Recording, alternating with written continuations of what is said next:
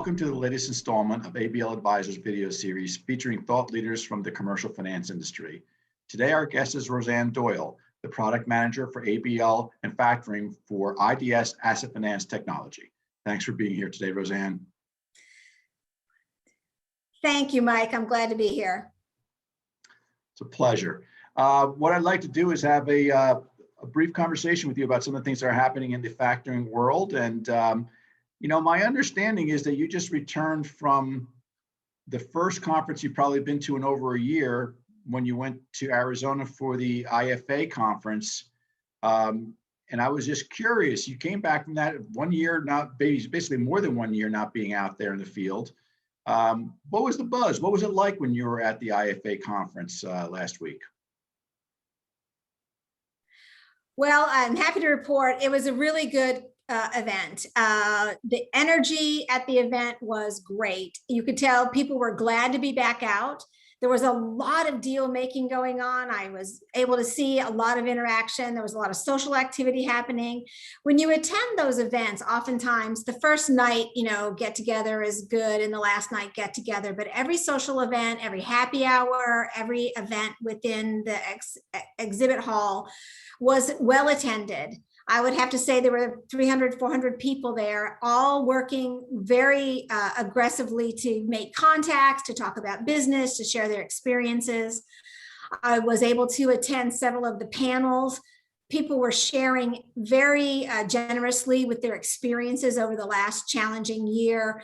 Oftentimes the question comes up, did you lose any of your book, or what are your bookings down? And it's kind of quiet. No one really wants to share all that information, but people were happy to raise their hand and share the experiences that they've had so that they can understand if they're unique to what's happened the last couple of years, or whether it's something that everyone is experiencing. And it seemed like there was a lot of common experiences across the group. Learning experiences. The learning experiences are kind of a block and tackle for what might come in the future. This was a once in a lifetime experience so far, and now they're going to be ready to tackle something bigger. They felt the confidence of being able to migrate over to a remote support. Everybody was able to do that. So, I think it was, people were glad to see each other. They were glad to share their experiences, to say, hey, we've weathered the storm. So now let's get back to business as usual. That was the real message that was coming through. So it sounds to me that people really came into it with a very good positive attitude. It wasn't one where it was the doom and gloom type of thing of what happened last year. It's looking forward to some positivity. That's exactly right. There was a lot of positive energy and buzz coming from the crowd. I saw a lot of deal making going on. A lot of times you don't see quite as much, but they were aggressively looking for ways to make connections with people and how to get deals done. It was interesting, on the way out of town, I walked through first class and saw one of the brokers there, and I heard him on the phone saying, this was the best show yet. I'm calling you now on Saturday morning to let you know what I heard. And so I had to keep on moving through the aisle, but I could see even the buzz carried back to the Delta flight out of Phoenix the next morning. So I thought that was a really good indicator that things were back to normal and that people were excited to be back in the field. Yeah, it's great. It's really great to hear that people are feeling good again.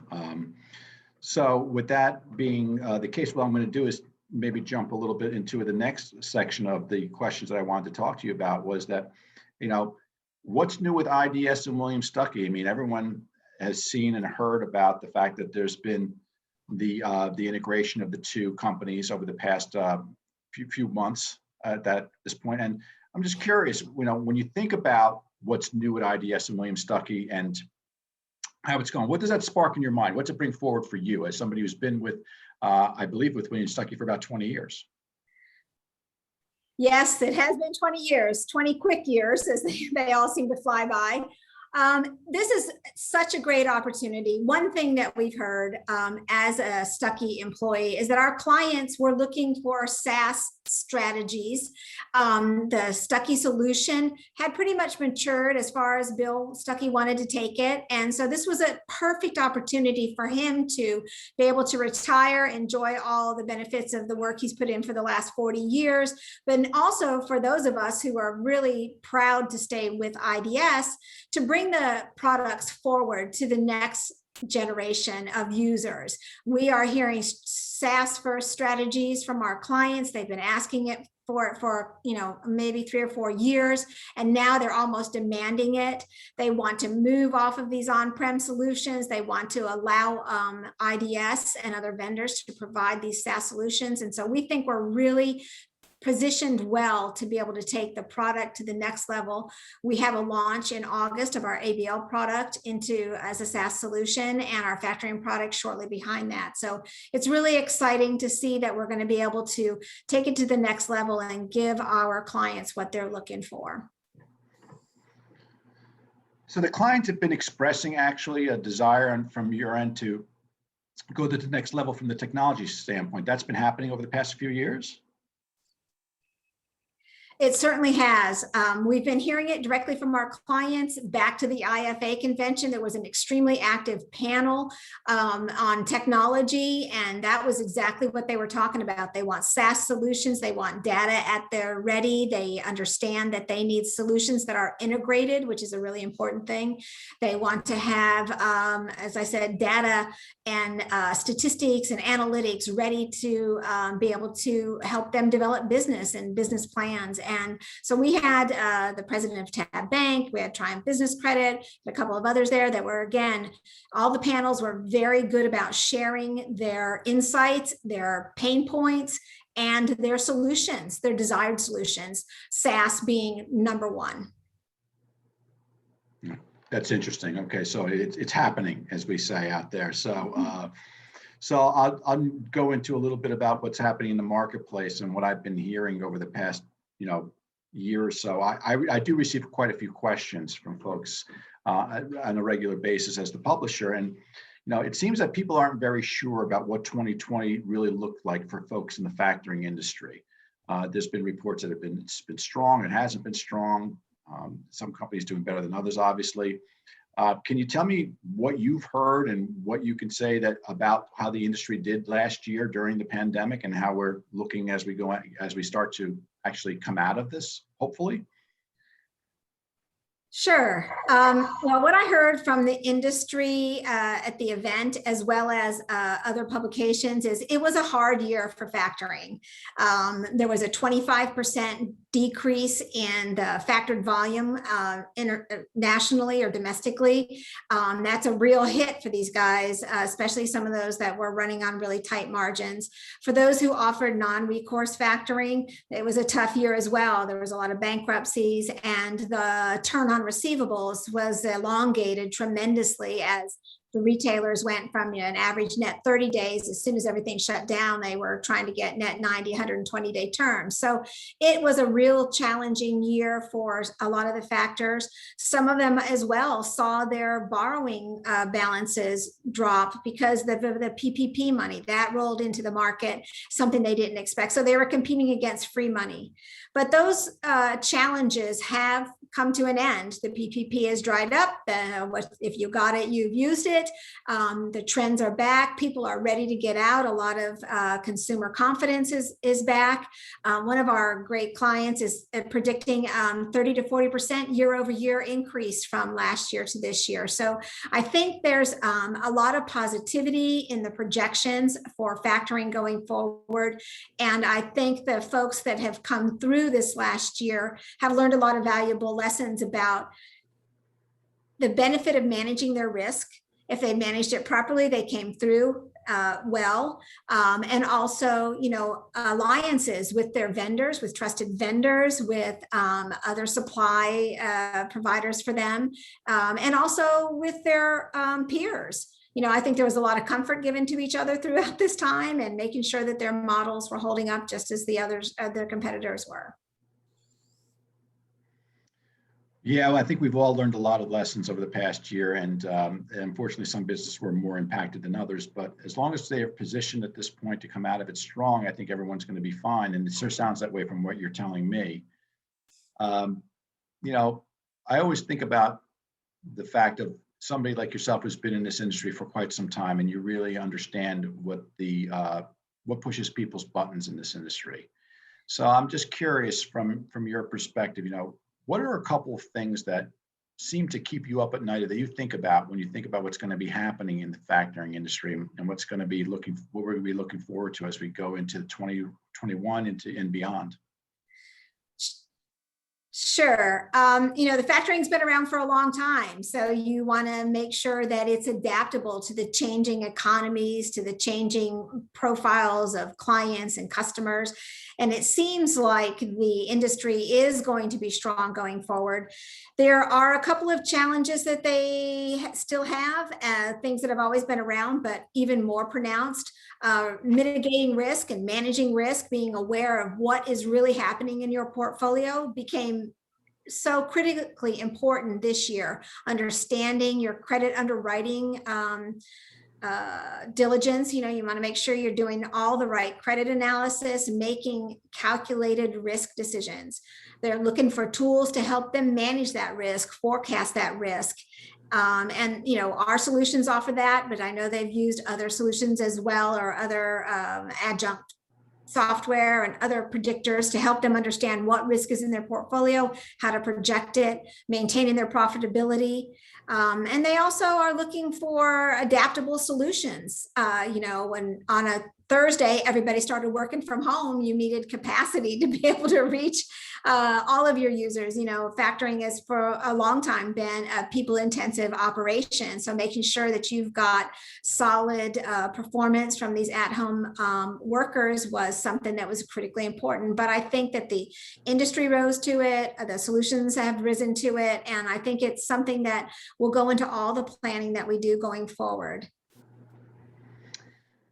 Thanks for that answer. And that makes me think a little bit here for a second. So do you think that, we learned a lot of lessons about technology. Do you think that through the pandemic, do you think that this actually may have created more interest than ever in actually taking a look at the platforms that are being used by the factors, and whether or not upgrading to a SaaS solution, for example? I mean, I'm trying to say, did this accelerate that in people's minds, in your opinion?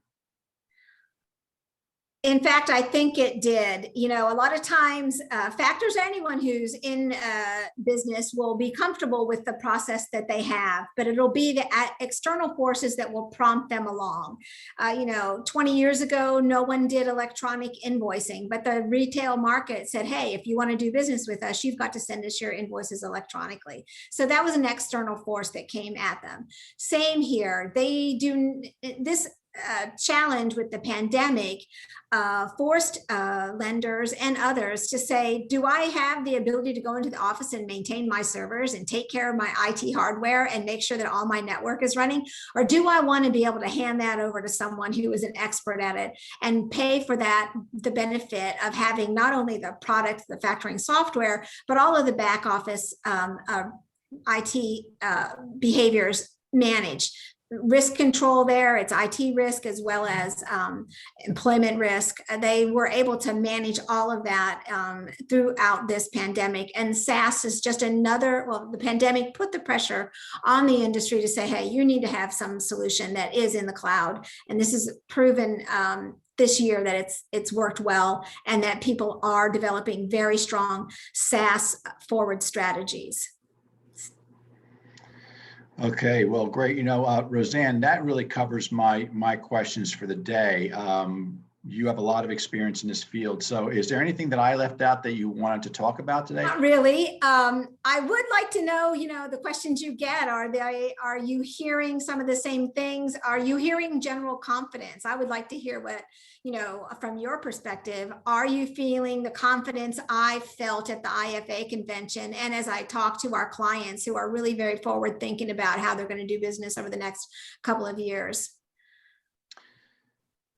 You know, it's interesting because I do talk to a lot of people, both from the asset-based lending side and from the factoring side, as well as consultants and such. And I think that what we're seeing right now is almost a euphoric outlook.